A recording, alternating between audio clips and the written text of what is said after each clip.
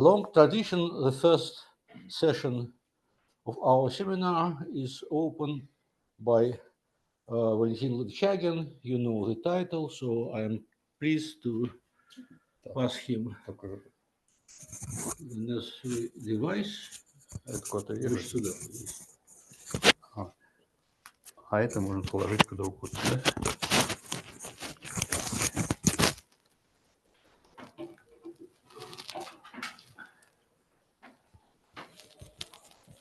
Страшноватая штука. Так. Олег, а там есть вообще слушатели? Может быть, я по-русски буду? Нет, да. По-русски. Окей.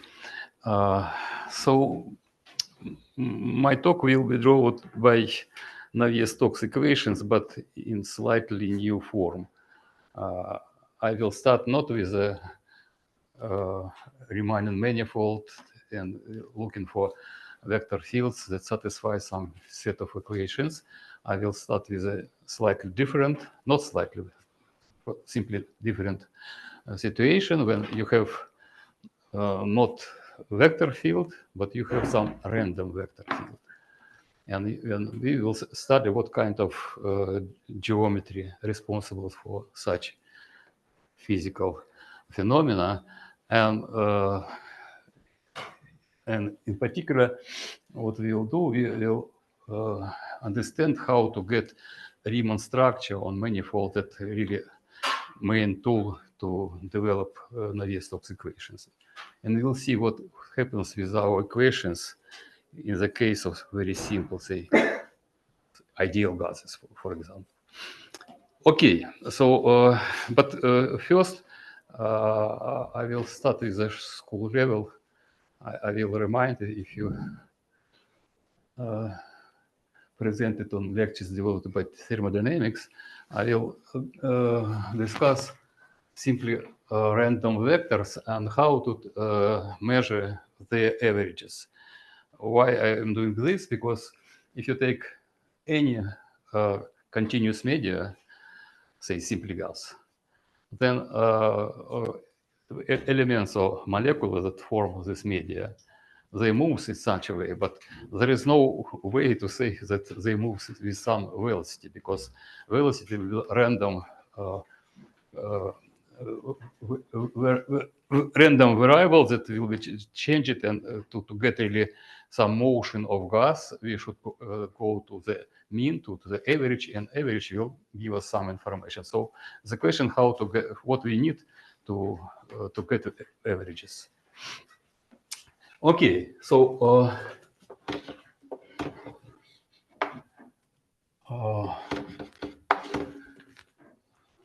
so this omega is some set, probability set, and mu is probability measure on this, and then the random vector with various in some vector space V.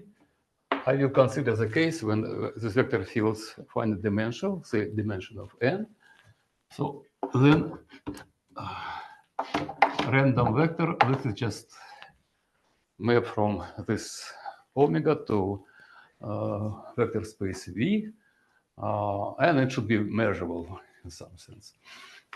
Okay, and what you know from the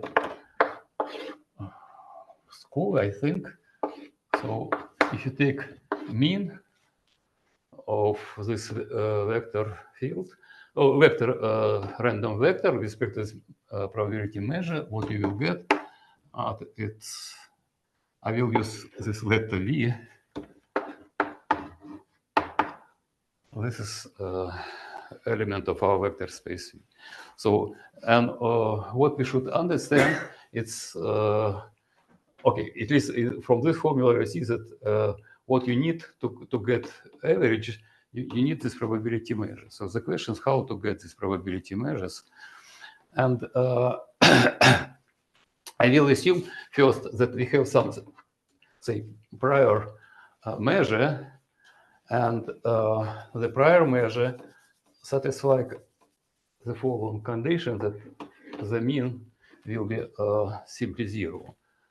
So you can consider taking mean as a measurement of your random vector, and the initial probability measure you will take in such way that the mean equals 0.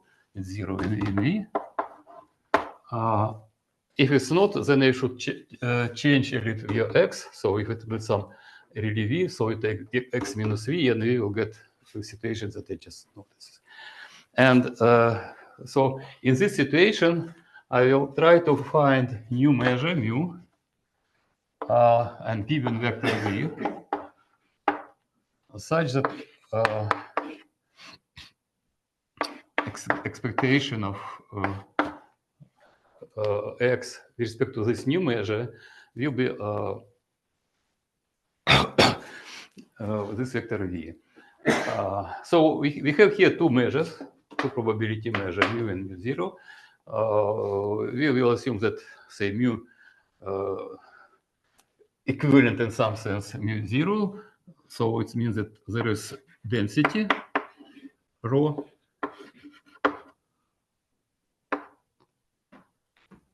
or, if you wish, the derivative of one measure. So in this case, when you have these two measures, you will you should compare one measure and another measure. So the method, it's so-called, there is different names for it. I will use it.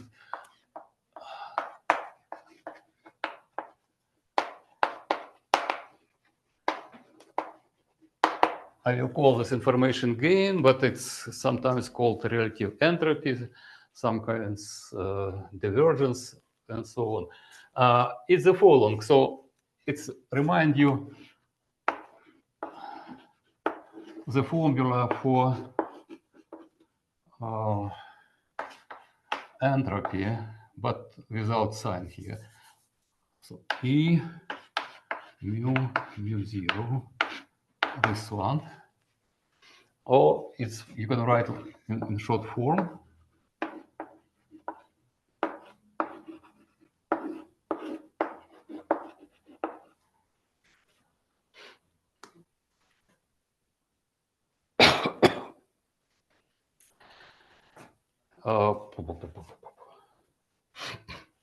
So this is construction give us sorry.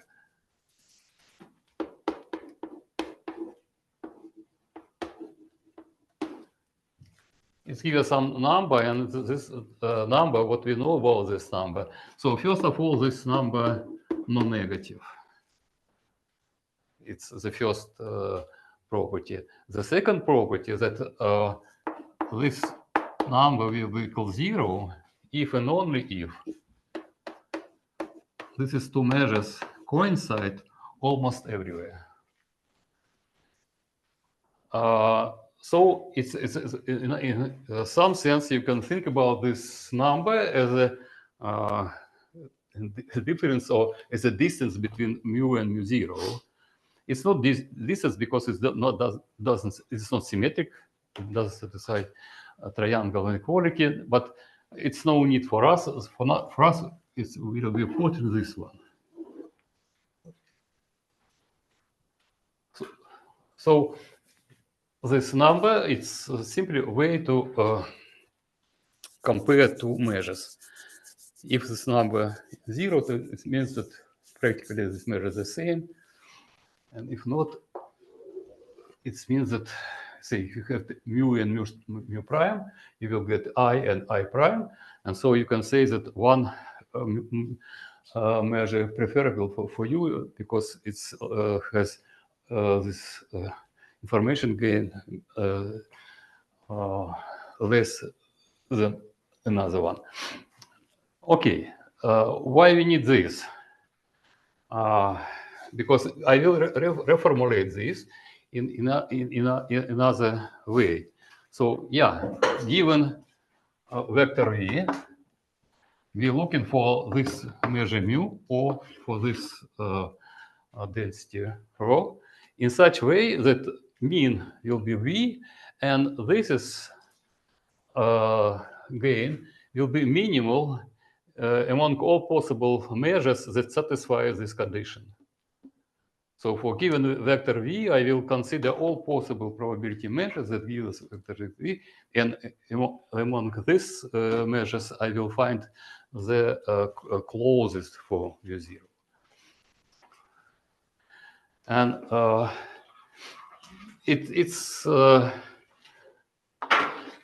I used it before straightforward and say that it's principle of minimum information gain.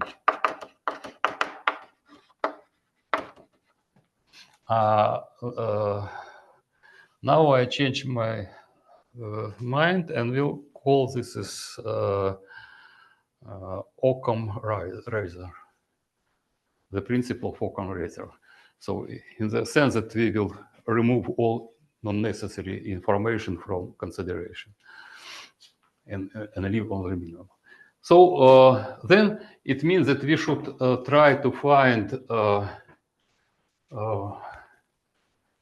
measure mu that proportional to mu0 such that expectation, or simply this integral x d mu over omega equal v. So the mean should be our vector v. It's given for us. And the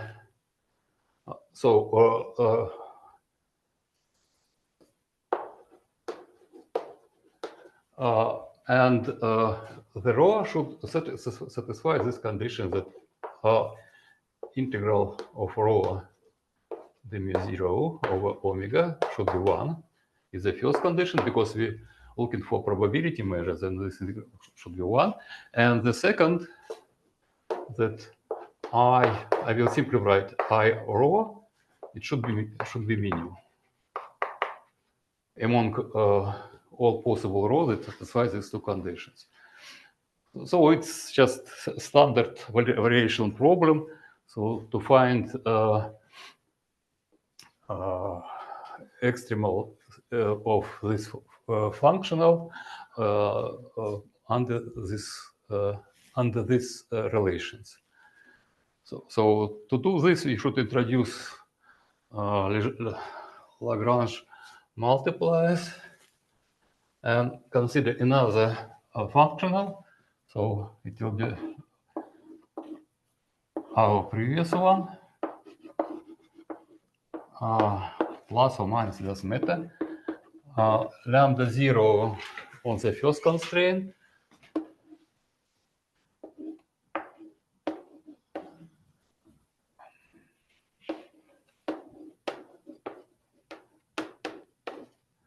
plus lambda on the second constraint.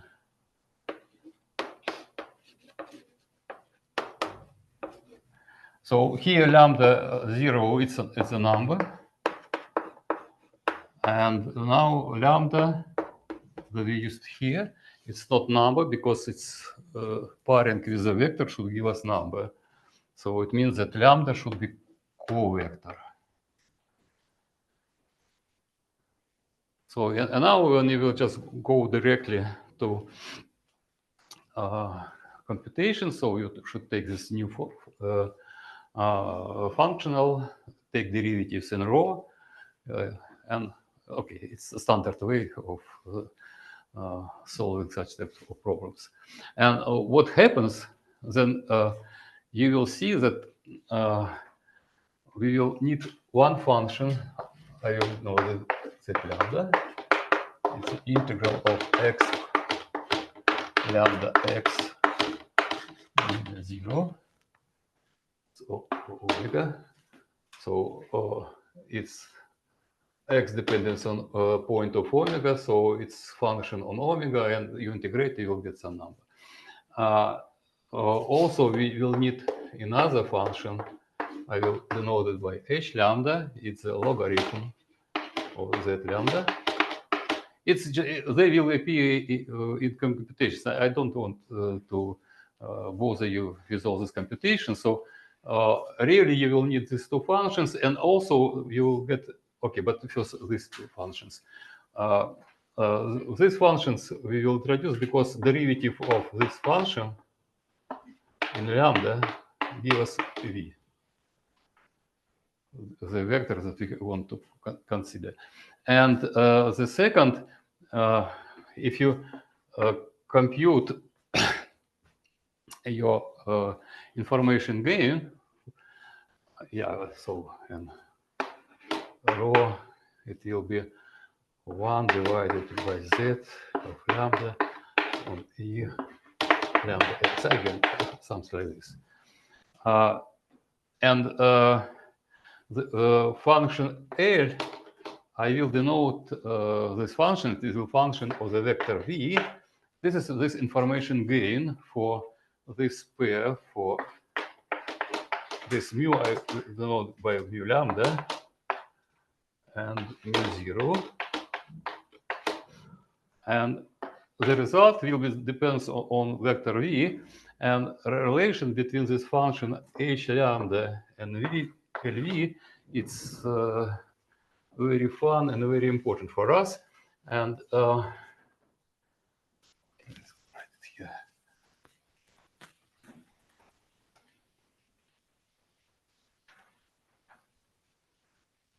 you will get the following relation. So v is derivative of h lambda, and lambda itself, it's derivative of L in V. And these two functions, L and H, satisfy this condition. It's better to present geometrically what it is. So this is our space V. This is a dual space V star. And if you take this condition, you will get here some submanifold.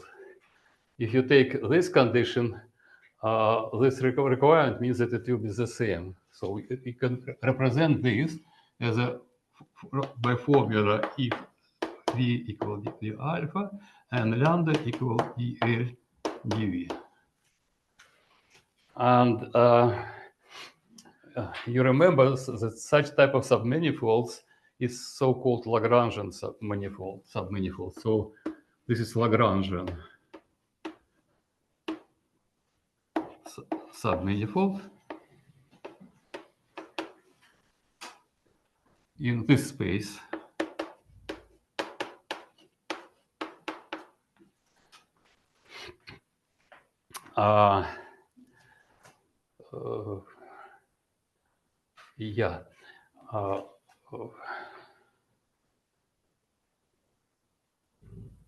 That's all. And this Lagrangian, our assumption that so lambda equals 0, it corresponds to mu 0, and the corresponding v, it's also 0. So this submanifold, it has a very fun property. So if you take point here, so it's a pair lambda and v. And what is the meaning? So lambda, it's a level of probability measure. We'll call this extreme probability measure. And v, it's expectation our vector x, random vector x, with respect to this probability measure. So this pair contains information about mean of our random vector x, and also show us what kind of probability measure we used to get this v.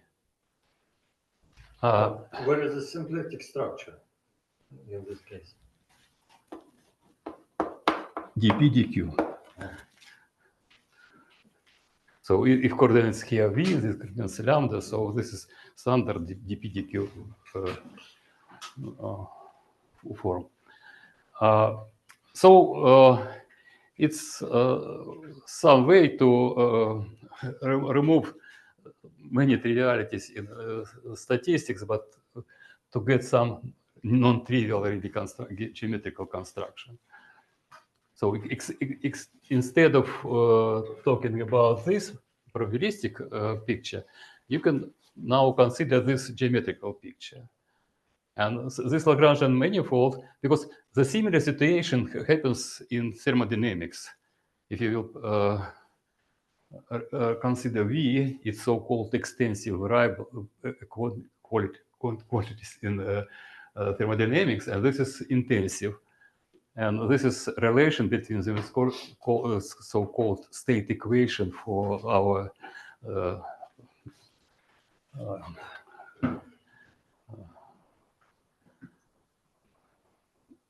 say for gas or for fluid or for something like this.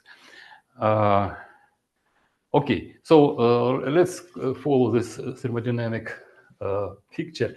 Also call this Lagrangian manifold as a state equations for our random vector. So once more, this is very valuable submanifold because it contains probability measures and the corresponding means. What else? Now let's make next step. It's when we will continue to be in this picture. So we know that together with expectation of our vector x, we have also central moment. So if you press x, it will be integral of x d0 and omega, and we take x minus x squared, and you remember in probability theory we take this difference and take square of this, take expectation, then what you will get, it's called second central moment. But now we have vectors, and what means take square of them. So it's clear.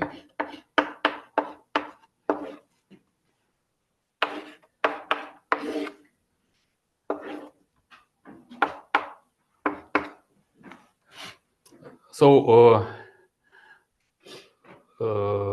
okay, there's zero. So now you can use these properties.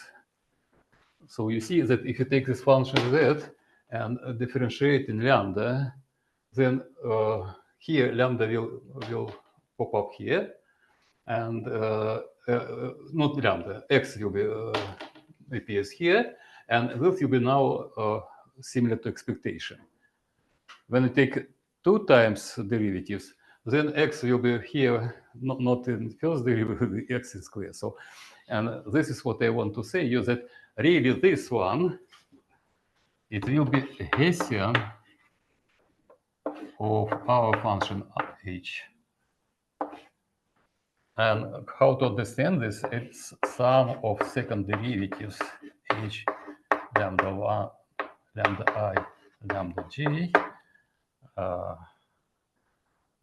or simply, let's write lambda, okay, e lambda I, e lambda j, and here we should write xi, xj, and d lambda I, d lambda j. But lambda, this is linear function on v star, it's coordinate function here. So the differential of these functions will be dual to this, so it will be vector. So really, this, if lambda is basis functions in v star, then this is it's simply basis in space v, and so it simply means that this guy, it's exactly elements of the second symmetric power of v, and this is noted by this. This is symmetric product. Huh? Symmetric product. Да, symmetric product, right? But you see, I take ij in ji, and this will be p lambda I, lambda j, and lambda j, lambda I. When they collect together, you will get symmetric product. So So this is what important for us, because if you take it doesn't matter on all stuff. It's simply pure probability theory. So if you take expectation of this tensor product, you will get Gaussian of our function h. Oh yeah, I didn't say it, but I will.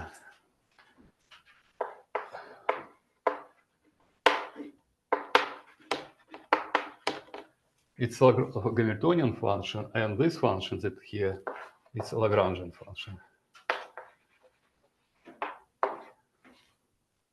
Now it's just simply names, but we will see very soon that they deserve this name. Okay, but what we know about this stuff, we know that the second central moment is what we know, at least it's non-negative. So it means that this is quadratic form, it should be non-negative. So, and when you look at here, it means that this equation we can solve in lambda. We can get lambda as a function of v by inverse function theorem. But in the case when the second derivative will be non-zero, right? Then it's okay. But the one point here, it's just when it equals simply degenerated. So it's better to say like this. It should be positive definite, but there are also we removed all cases when it will be the degenerated form. And geometrically, it means it's the following. So this is quadratic form, so it's linear. You can understand the linear function between v and v star. And this is Lagrangian. So this linear function will be symmetric. So this is linear function, really. And so when it's non-degenerated, it means that we have this picture.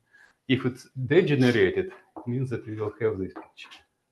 Derivative in lambda. So it means that here, in this point, our quadratic form will be degenerated.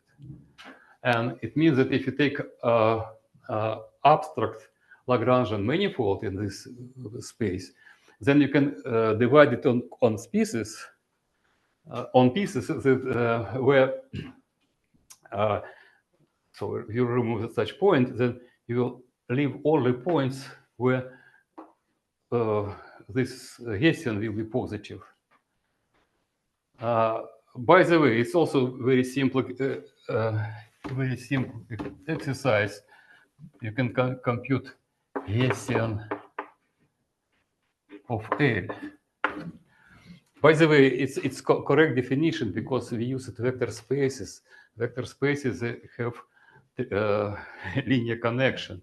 So Hessian you can understand as a covariant differential of this function. Say differential of h, and take covariant differential with respect to standard linear connection here. The same about this one. So it's not the question about category, about coordinates. It's simply they have geometrical meaning as we see, but it's also invariant on the coordinates. It's just simply it's a result that we work with vector spaces. Okay, what about the Hessian? So Hessian H, as we see, it was symmetric element of symmetric degree of V. So it's this one. And this is, it will be symmetric degree of V star. So what we know about this, it should be map. This is its map from V to V star, right? And this is map from V star to V. So we can say that so this quadratic and this quadratic, say one is inverse to another quadratic if this operator simply inverse to each other.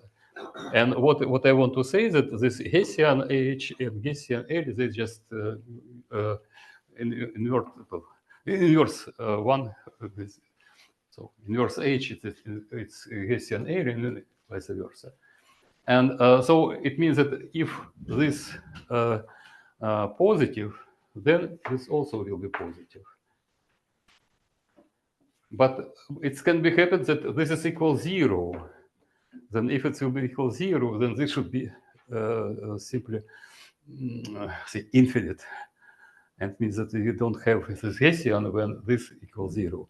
So we should remove all points where, so these points, it's what Arnold studied, but it was really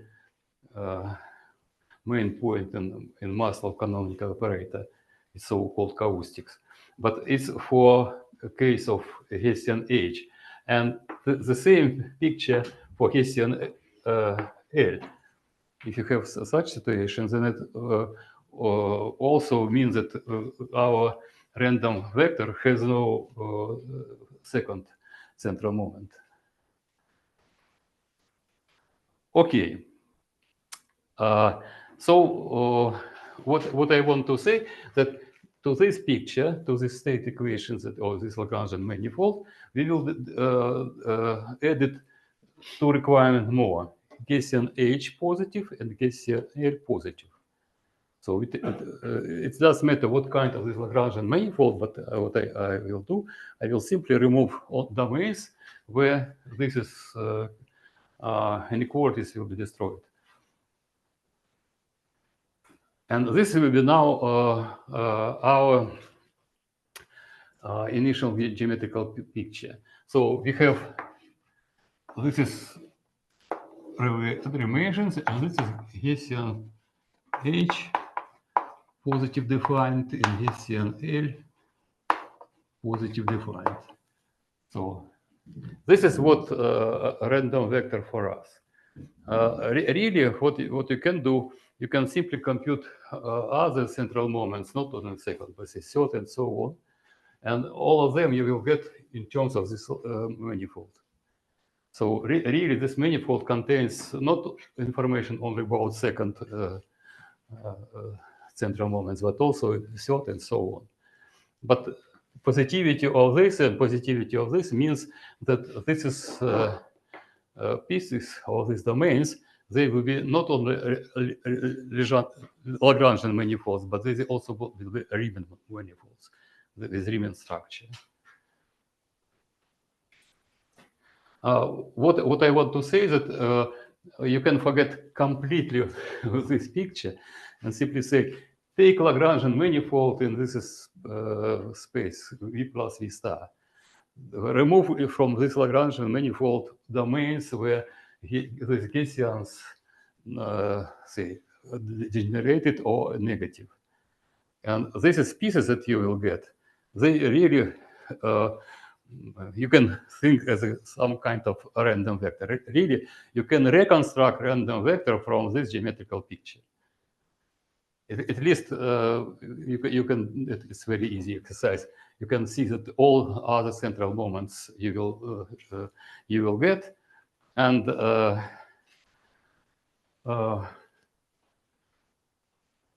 okay, and really you can construct these probability measures from this picture. These really relations give us a way to find probability measures. Okay. So this is what we done.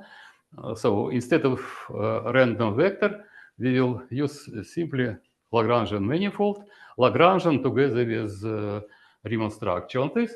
And what is important that when we say that this second derivative of H here positive, it means that we can use lambda as a coordinate. And also V is a coordinate because it's invertible. And the same for function A.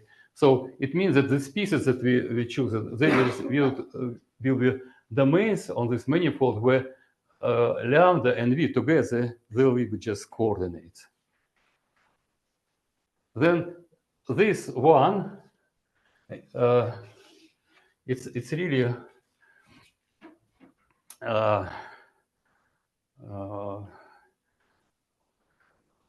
okay, at least in classical mechanics, when you study at the very beginning of your education, you will see this formula, and this is called Lejeune transformation between Lagrangian and Hamiltonian. and v is this vector velocity, and lambda is this co-vector. So really, all this stuff that lie in origin of classical mechanics, they just you will get here just for only one random vector. Okay.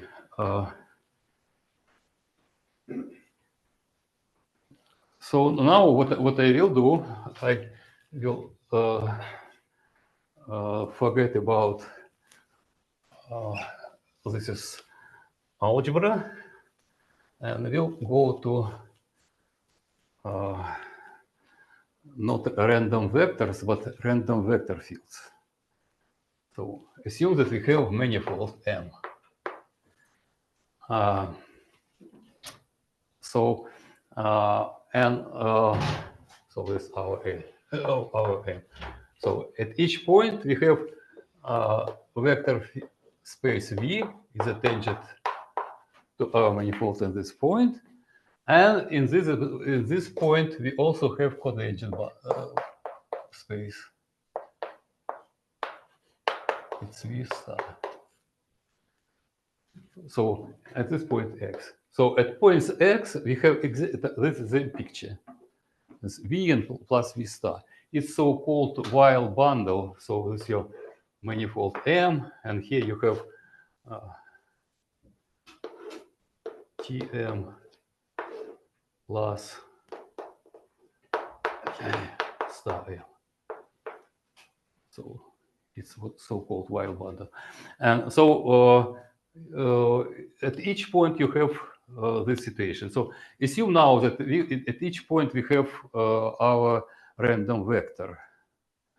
What I forgot to say that really we can avoid or neglect this main object because we start with a probability space. But now I will remove this omega, and we'll say we'll consider instead of omega, I will consider another image of this omega under this map. So it will be some, let's call it domain V. So this is just domain in vector space V. In this domain, image of our probability measure will give us measure on this. So it will also probability space with new measure, and this new measure is simply image of this measure mu when we apply this random this map X. So and this means that at each this point X, yeah, certainly we have because we said about random vector, so the random vector for us is this Lagrangian manifold. So at each point we have this Lagrangian manifold. And also in the space V, or the space V, we have a space D in V. But because I'm interested not in points in all with mean values, but only mean values where S and L are positive. So I will take D, and I will take part of this D, let's call this D0, and say that it's stable points. So if you have random function or random vector, and you take mean of this random vector, if you have finite second central moment, then there is this Chebyshev theorem that claims that really your vector located in some neighborhood of this point. So it's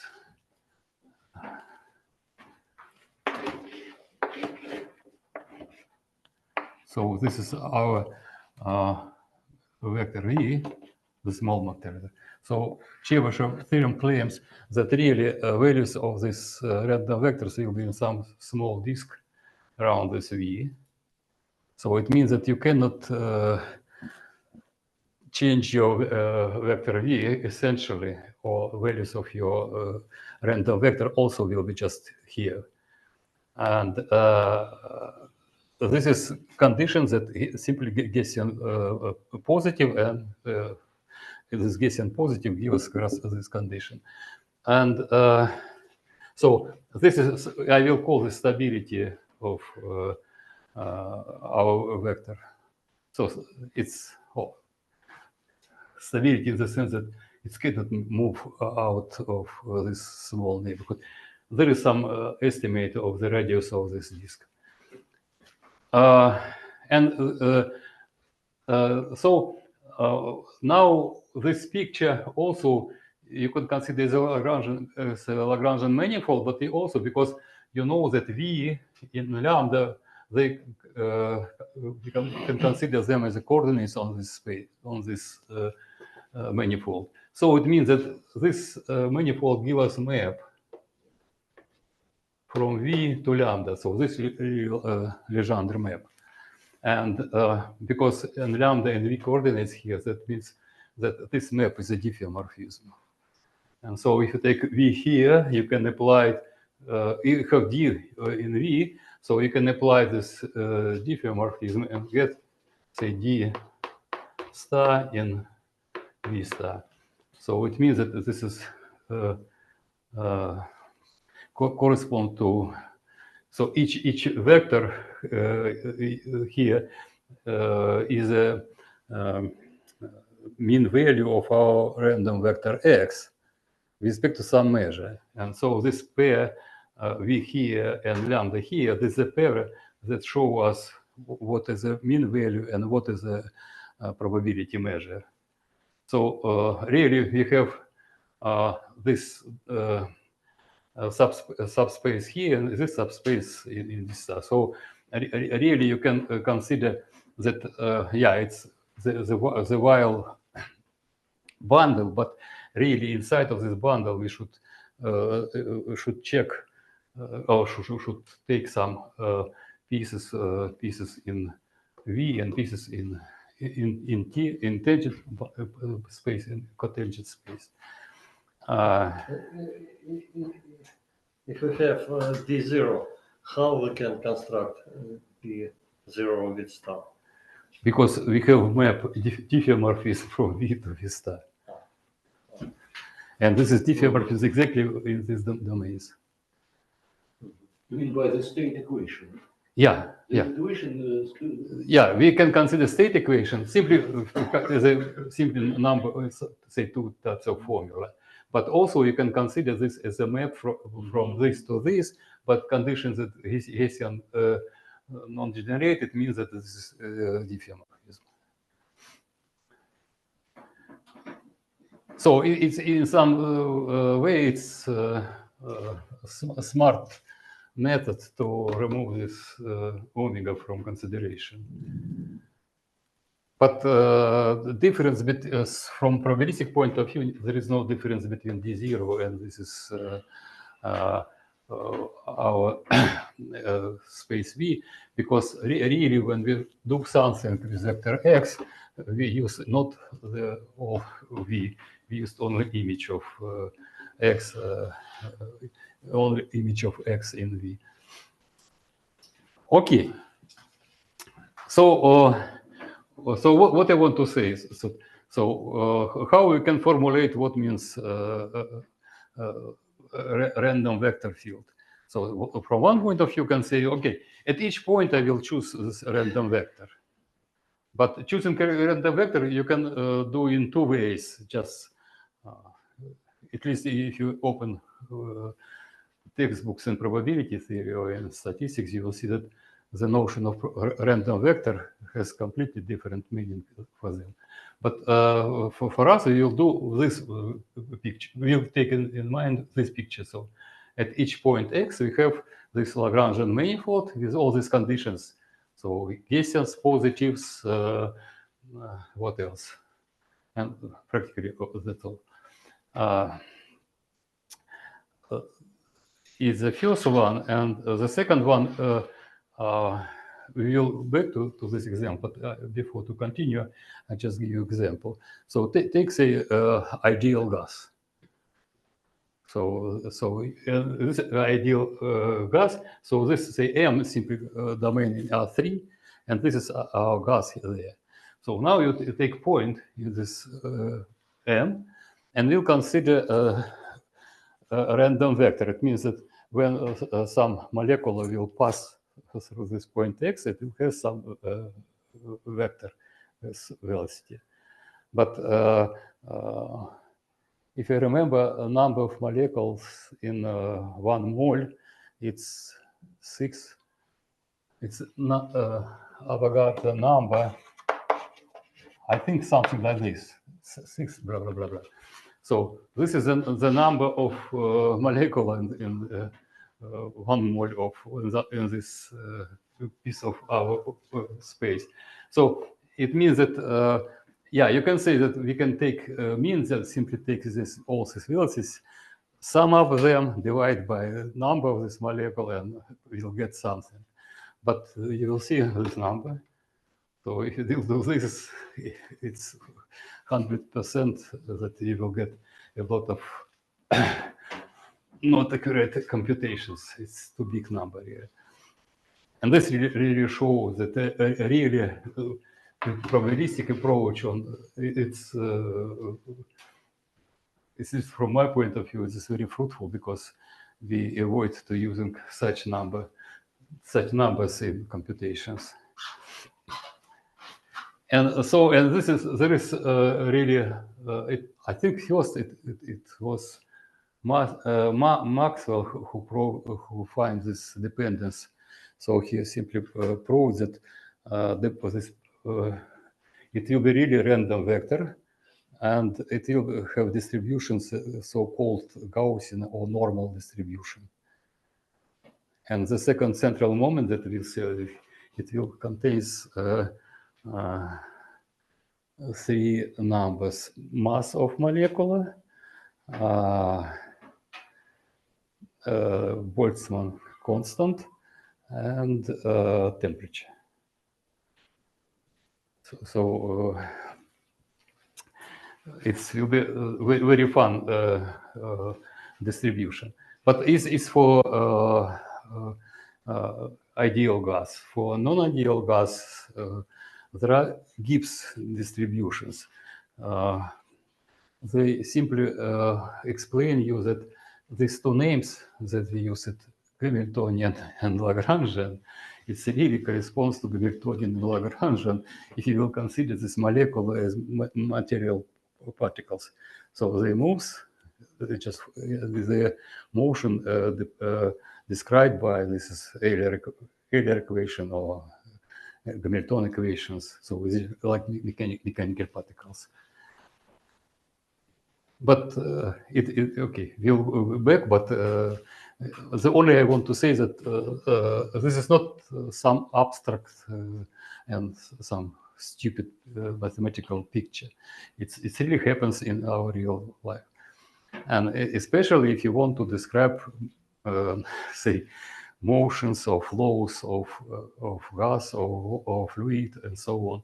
So once more, if you take this media, you will see that this media consists of, it's our, once more, not our, but it's, well, everybody accepts the point of view that everything constructed by atoms, by molecules, by particles.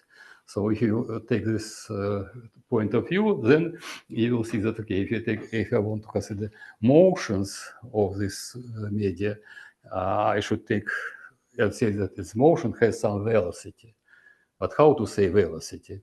Okay, at each point, I know that it's random, this vector velocity is a random vector. So what I should do to say that this has velocity? But we see in practice, you can consider motions of the water and really see that there is some trajectory civilization. But it means that instead of random vectors, we should go to their means. It's how to avoid this stochastic behavior of this velocities. And so, and what we saw that to find this mean, we need this new measure, and to get new measure, the only what you need this lambda. It's element, it's covector. It means that to find this right extremal measure, you should find some covectors. And if you do this on a manifold, it means that to create some pictures that will show you how to find the mean velocity, then you should take some, at each point should take covector. It means you should take differential one form on this manifold, and the differential one form will place the role of lambda in our construction. And once more from the kindergarten, you know that what is the meaning of differential one form? It's force. So it means that if you apply some force on the media, you will get motion. And now it's a question how to get this one form. And this is now Navier-Stokes equation is not for velocity, because velocity is just, something else, but the main is not velocity but covectors with this force. So the question how to find this force out in such a way that blah blah blah, that all these physical laws like this Navier-Stokes, so they will be satisfied. Okay. But it's, by the way, this is interplaying between this stochastic and geometry. Really, it's very fruitful, because many constructions like these Hessians, the positivity and so on, it's difficult to understand why we need them. And for people who work in geometry, the statement that there is arithmetic on manifold is so natural that it's no need to answer why. And really, this is a picture explain you what really going on if you will just apply this probabilistic or stochastic point of view. So we don't have vectors, we have only random vectors, we don't have metrics, but we have second central moment, and the second central moment give us a metric on tangent bundle and cotangent bundle. Okay, now let's see what will be. I will denote it by BM. This is Whitney bundle. At each point, you simply take sum of tangent and cotangent, and we see why we need, because it's just this our state equations. Okay, now let's do the next step.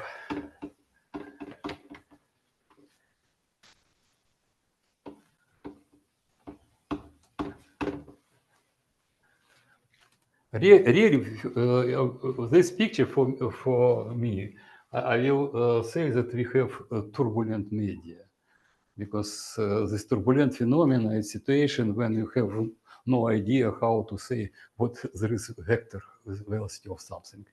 It's everything random. So we just will have turbulent flows. So laminar flow, we see these vectors everywhere. But when it's turbulent, then there is no way to get. So this is looks for us that media itself doesn't generate any vector fields for us. But this media together with differential one forms, so together with this force field, will give us immediately some vector field. And we just will see what's really going on. So everything that we got here, we use it. This is Occam razor, in the sense that we removed all unnecessary information and left all the minimal information to describe our vectors. But now let's see on this picture in the following way. So we have the two functions here, h and L. h is a function of lambda of covector and function of the point. So in this picture, h, it will be a function that depends on point on manifolds, and this is lambda. I will change now lambda and will write p. It's not pressure, it's covector. So this is from T star. So this function, and to avoid some not necessary discussion, I will assume that it's simply function, smooth function on T star. But really, it's not function on the whole space T star, but only on this piece. But I will not specify this, so I will simply that function. It's more or less obviously function smooth in P, but it also should be smooth in X. But it's. What about M? M that's что? It's manifold. This manifold M.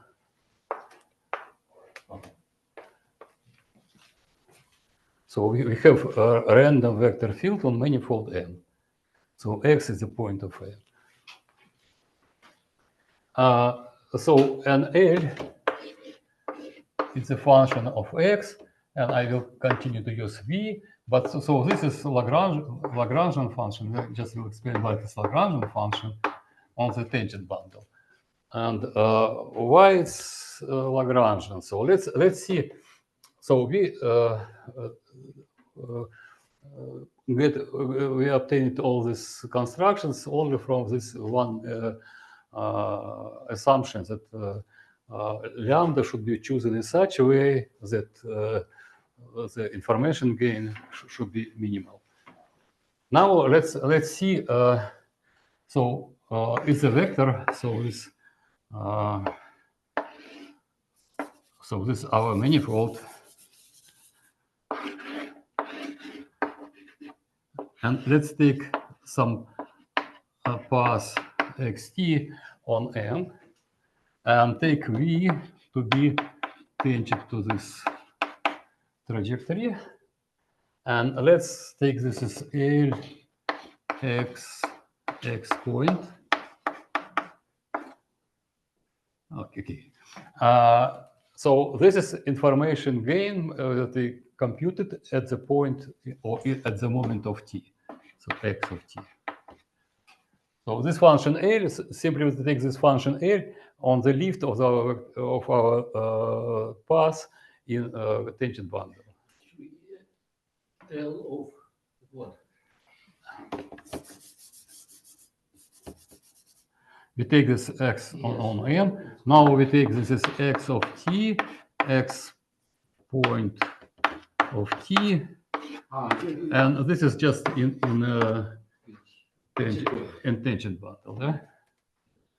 I just lifted here, and now I take L, and we will get simply what it L the role of L is just information gain. On trajectory. Yeah, on trajectory. So if I take this integral of this,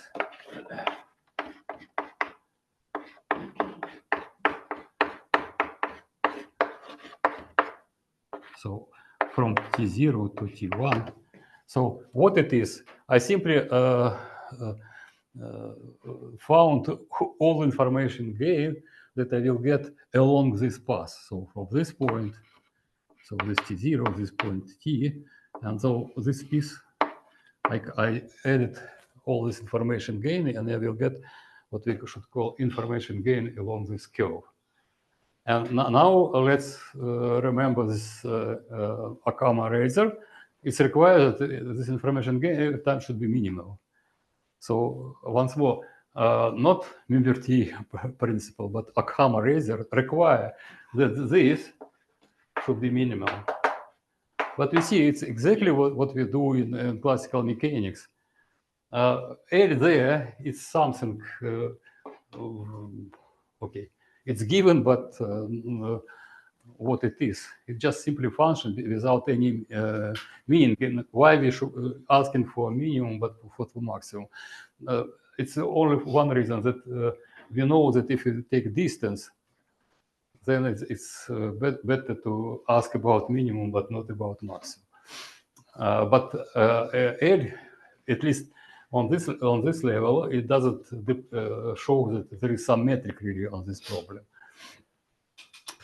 So requirement that we still use this Occam razor, it simply show us that this L that we introduced here, it's really Lagrangian. I couldn't say that it's some Lagrangian for some mechanical system, but at least for this point, I will assume that it's a simple Lagrangian function. Doesn't matter of what. And this formula that we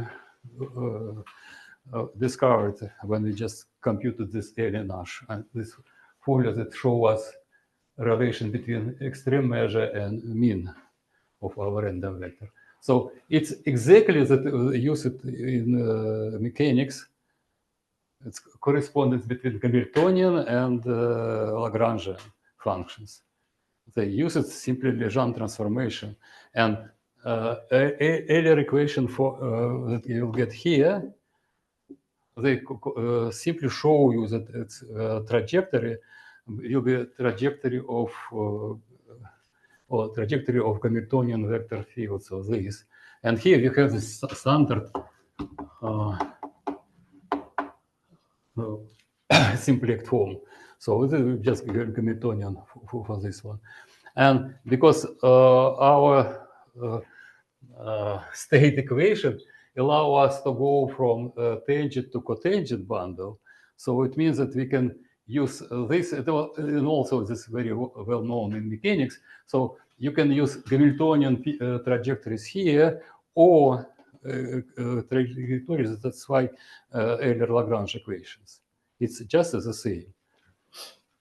So it means that this trajectory that we will find, it's simply trajectory that we take in T star, and after apply our Legendre transformation, you will get trajectory on Tm. So this is the way to play with two approaches. If you like Hamiltonian mechanics, you will use this one. If you like Lagrangian, then you can use this one. But this transformation allows us to move from one to the other. More, this form, you also can take this form, and after Legendre transformation, you will get, you should remember that P lambda, it's the dV. So it will be another form, d of LV on dx. And when you compute this LV, you will use the second derivatives of LV. You will use Gaussian of LV. And we assumed from quasi-probabilistic point of view that Gaussian of L should be non-degenerated. It means that this form that you wrote here, it should be non-degenerated. So it gives you just symplectic structure. So this is symplectic structure on cotangent bundle, and this is on tangent bundle. And once more, playing with this Legendre transformation, you can formulate either in terms of tangent or in terms of cotangent. It's the first one. The second one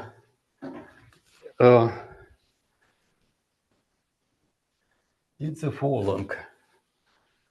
There is a so on the tangent bundle there is so-called tangent structure. So there is an operator here, G. It's take from tangent.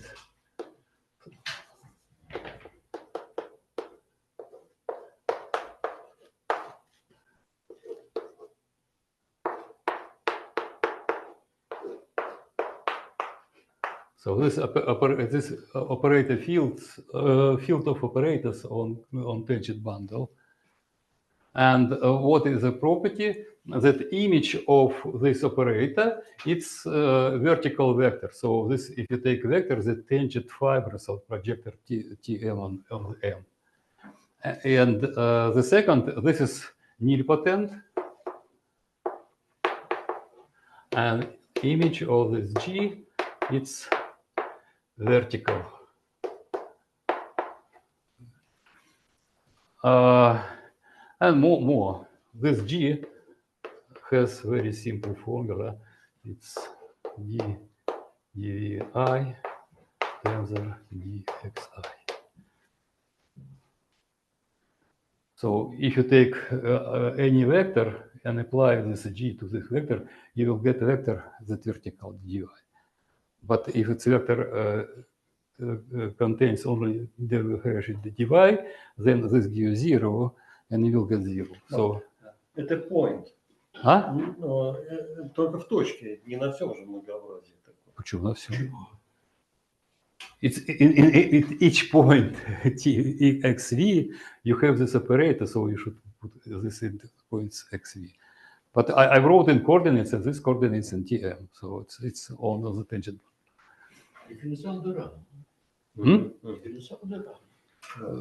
Yeah, in some sense, yeah. Okay, now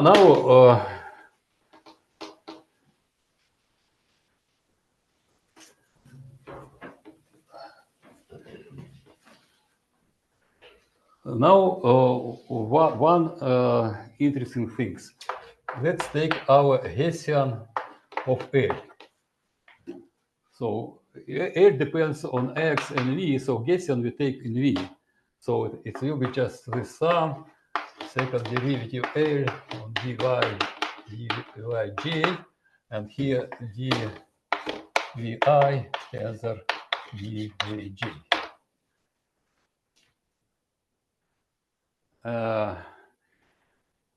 From the one point of view, this guy it's non-degenerated, more positive defined, so it's metric, but it's not metric on the base manifold. It's only metrics on the fibers, but not metrics. And the second, let's take our operator x and take now a join to this.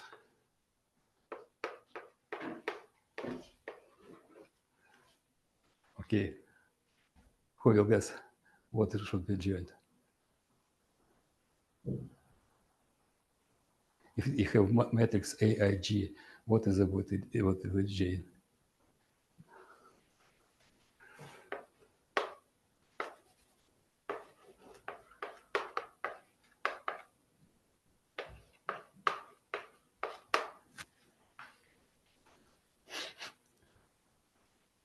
So you can see that if you take apply this G, it acts now not on the vectors but on the covectors, right? And so if you take say dvi and then and apply this, you will get I.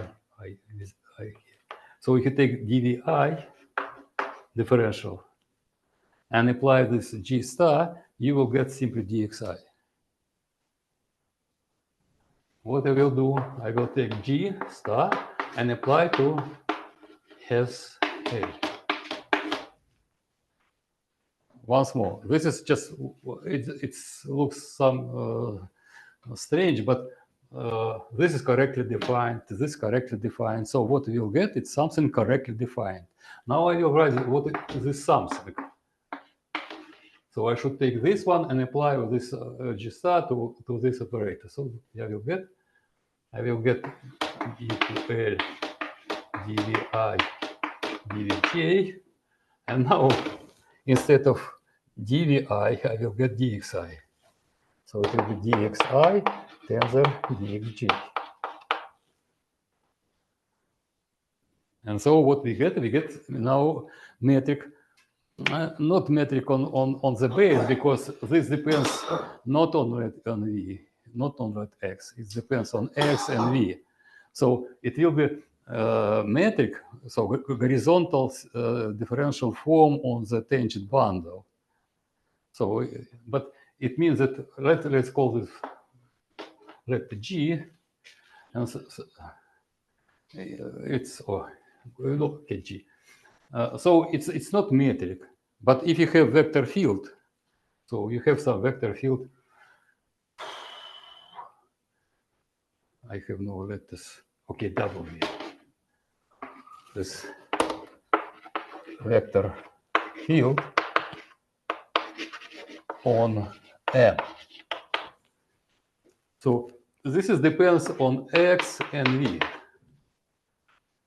And instead of this V, I will put value of this W at the point X. So I will get something like this.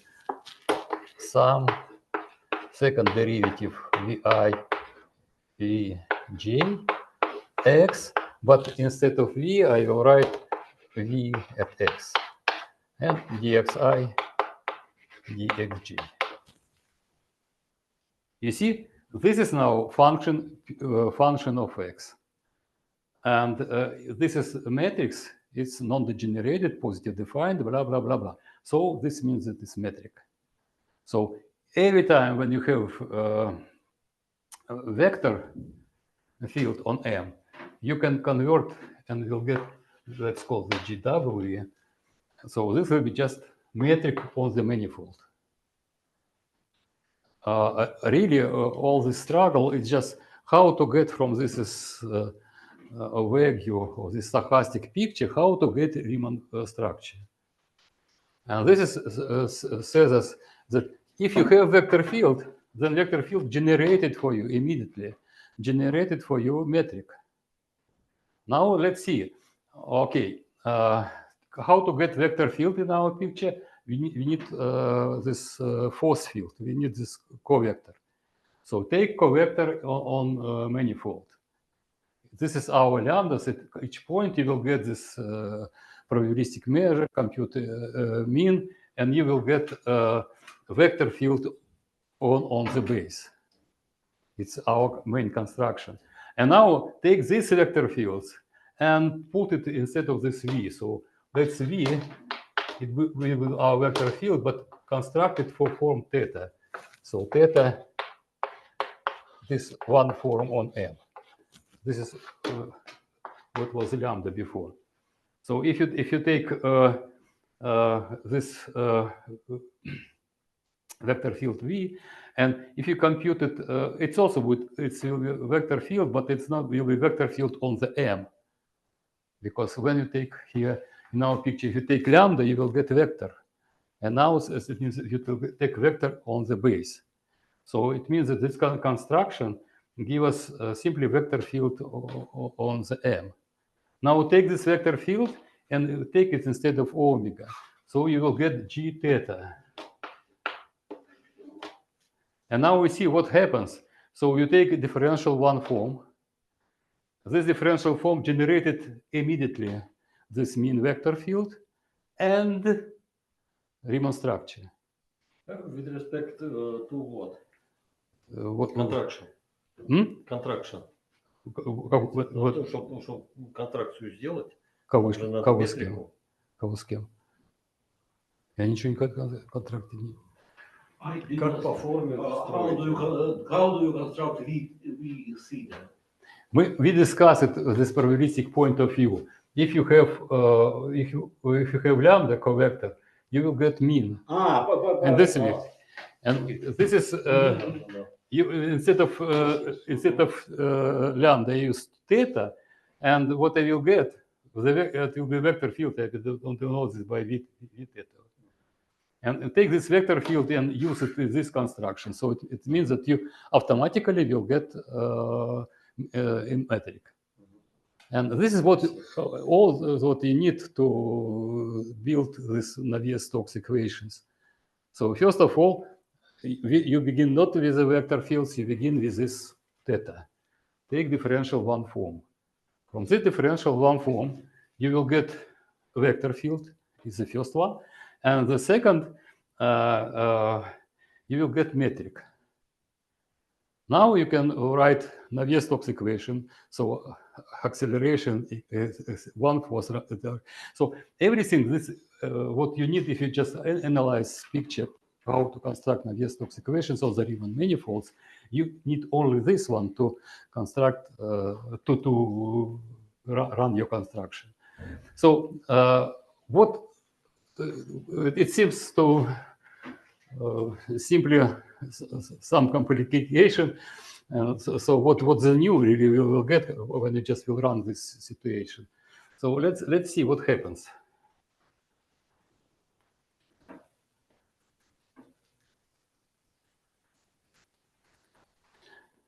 First, I will start with some example. Maxwell distribution. So when I said that if you take ideal gas, then you will get this normal distribution for velocity. And if you construct, take this distribution, you will get this function h and function L. So L as a function of V, it will be sum of V eta square. Really, it's a three-dimensional case, so it's only for 3, 1. And it was, yeah, m divided by 2kt. M, this is mass of molecule. K is Boltzmann constant. T is the temperature of our gas. And the correspondingly H of P, it will be 2kt divided by, oh no, kt divided by 2m, and the sum of P squared. So these two functions you will get for ideal one from Maxwell law. You see that what about this form, this G? How does this G look like? So you take this second derivatives, right? So in V. So what you will get? You will get m divided by 2kt sum of dxi squares. So it looks that we have metric that is almost trivial. There is one interesting point. What about temperature? Just G. Okay. Yeah, I take all. Yeah, and yeah, to get the G theta, I should find this theta, blah, blah, blah, blah, but G itself doesn't require this. So to get the G here, you'll get this one. The only problem, this letter T. Yeah, you can say the T constant, then nothing new, it's simply trivial flat metric and what else. But T, as we know, it can be function of X. So T really function of X. And T temperature time. But anyway, this is function. It's not. It is not number. So what happens? I give you. Yeah, I just will first of all shortly show you.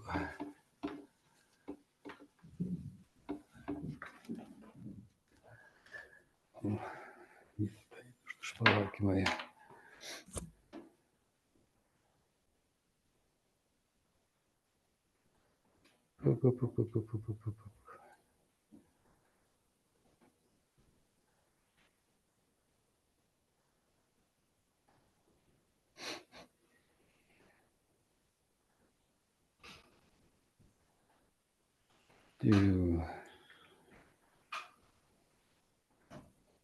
I'm sorry. This long formulas, I didn't want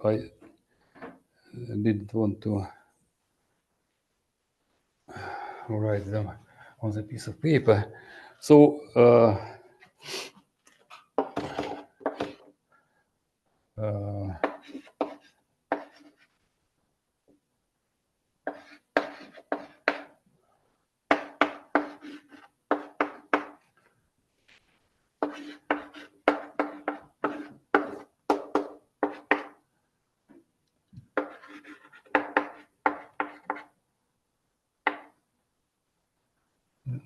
это of with theta.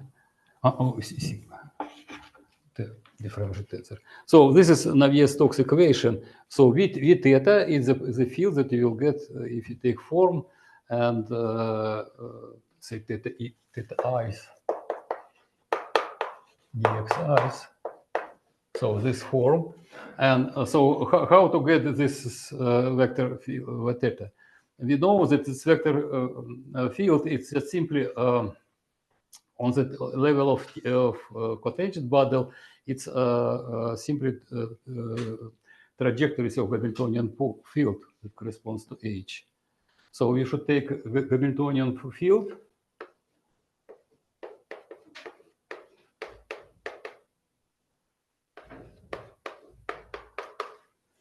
But this depends on x and p. So here, instead of p, you should put theta. And this would be your v theta. It's easy follows from the first consideration. So, but now you see, when you take this one, so derivatives of h, it will be proportional to p. So here you get theta i's. But with once more with this multiplier. So this vector field that will depends on temperature also. The next vector field, this is g theta. Yeah, certainly the second derivatives, they will be just constants. But you see, once more, we have this is t here. So metric also looks like trivial, but with this multiplier that really function. And so to get all these derivatives, you need. So this is Navier-Stokes for Maxwell distribution. No, this is Navier-Stokes for all distributions. For Maxwell distributions, simply you will get concrete this H. But in general, this it's you forget about this. If you know, there is also Gibbs distributions where they different from this. But so this is really a description for all possible random vector fields. For Maxwell, yeah, certainly this will be just proportional to pi, and so it will be sum of theta i's GDEq with this multiplier. But this is this general formula for any distributions. Doesn't matter Maxwell or no Maxwell. So mass conservation.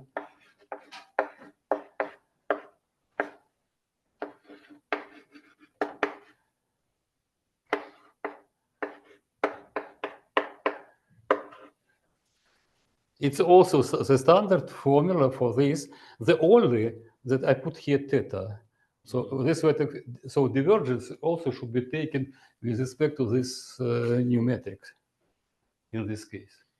So once more, in the case of ideal gases, the same contains temperature. So we shall feel the type of distribution when we construct the theta, yes? With it, you will get immediately this one. If you know your function h, you know Hamiltonian field, and you yes, and here so v theta you know here. If you know yes, but h is defined by the distribution. Yeah, it's true, so, but it's only for Maxwell. For yes, the others. So we feel what is the distribution when we construct v theta. Yeah. This is universal, but when we write down the expression for v theta, we yeah, this is used at our distribution. This also used as a distribution of metrics, and the third one, it's equation, heat equation. Let's be right here. There is this. Yeah. dt plus v of theta on t. It's equal some constant, say alpha, on Laplace with respect to theta applied to t. So it's also looks like the standard heat equation. The only that this v theta depends on our distribution. This depends on our distribution. So this equation also depends on our distribution. What is sigma? This alpha. No. Here it's sigma. It's so-called stress tensor. This is stress. And this is what is some Kepler constant. And the only what I want to show you that where is this one? Yeah, first this is gammas.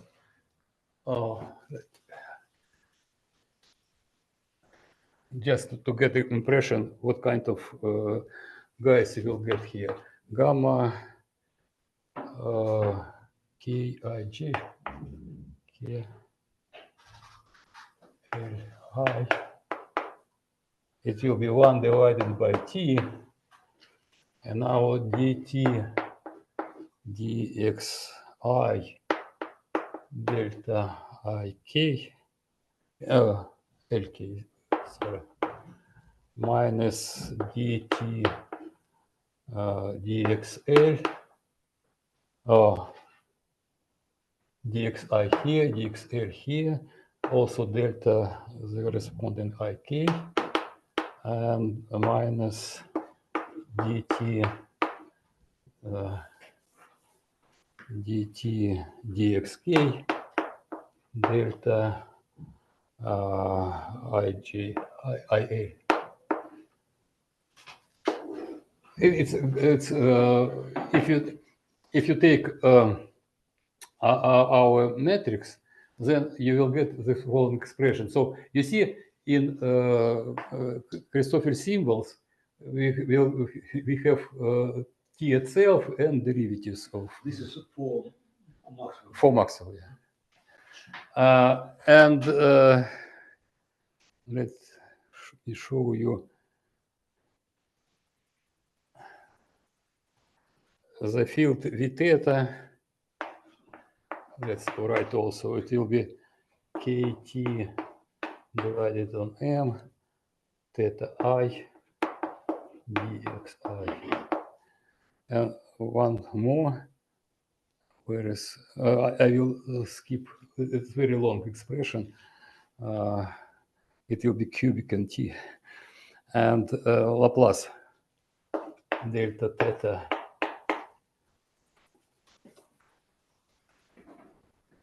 and it will be also k divided by m, and here will be dt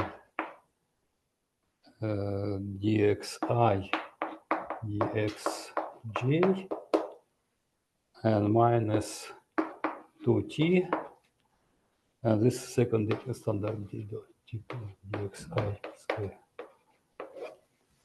Это Лаплас литеральная для этой это Лаплас литеральная для этой метрики.